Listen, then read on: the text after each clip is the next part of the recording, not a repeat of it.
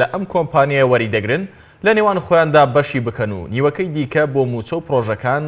تەرخان بکەن. دوایەوەی ڕۆژی 21 شوباتی ڕابردوو لە میانەی کۆنفرانسی هەفتەی نێودوڵەتی نەوت لە لەندەن گرێبەستی فرۆشتنی نەوتی هەرێمی کوردستان بە کۆمپانیای ڕۆزنەفتی رووسی واژۆکرا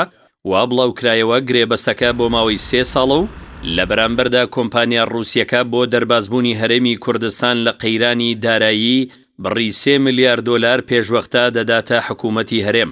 سەرچاوەیەک بۆ پێیام ئاشکرای دەکات پارتی و یەکێتی لەسەرەوە ڕێککەوتون نیوەیە و بڕاپارەیی کە بڕیارە کۆمپانیای ڕۆزنەفت بیداتە هەرێم کە دەکاتە 1 ملیار و 500 میلیۆن دۆلار لە نێوان خۆیاندا دابەشی بکەن. بەپێی ئەو زانیاریانەی پێیام کە لە سەرچاوەیەکی باڵای سامانە سروشتیەکانی هەرێمەوە دەستی کەوتووە، پارتی و یەکێتی پێشوەختە ڕێککەوتون نیوە زیاتری ئەو 3 ملیار دۆلارە لە نێوان خۆیاندا دابەش بکەن کە بڕیارە کۆمپانیای ڕۆزنەفتی رووسی لە بەرامبەر کڕینی نەوتی هەرێمی کوردستان تا ساڵی 2019 بیداتە حکوومەتی هەرێم.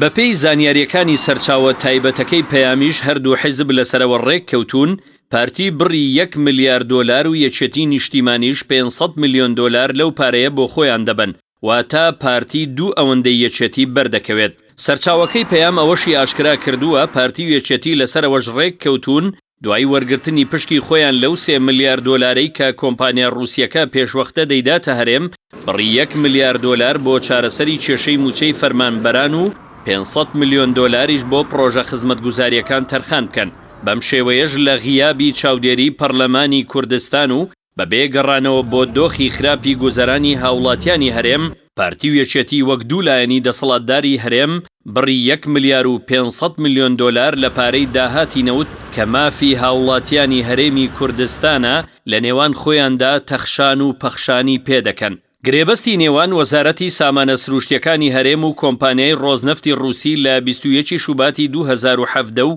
لە پەراوێزی کۆنفرانسی هەفتەی نێودوڵەتی نەوت لە لەندەن واژۆکرا. ماوەی گرێبەستەکەش 3 ساڵە و تا 2019 بەردەوام دەبێت. دوای واژۆکردنی گرێبەستەکەش ئیگۆر سەچین بەڕێوەبەری جێبەجێکاری کۆمپانیای ڕۆزنەفتی رووسیا لە بەیاننامەیەکدا ڕایگەیاندبوو کۆمپانیەکەیان بەردەوام دەبێت لە پەرەپێدانی بازاڕی نوێ بۆ نەوتی خاوی کورد و گرێبەستی نێوان حکوومەتی هەرێمی کوردستان و کۆمپانیەکەیان لەم ساڵەوە هەتا ساڵی 2019 کاری پێدەکرێت.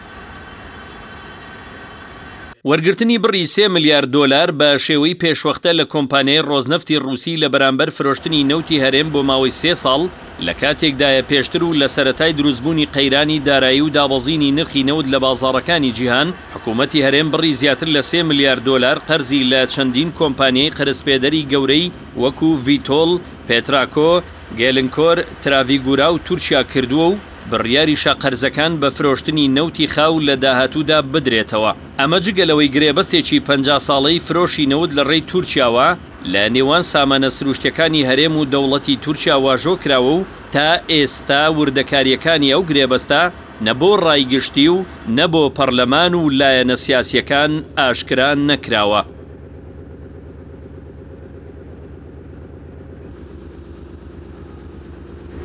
لایەنەکان چاوەڕێ دەکەن پێش 6 تشرینی دووەمیەم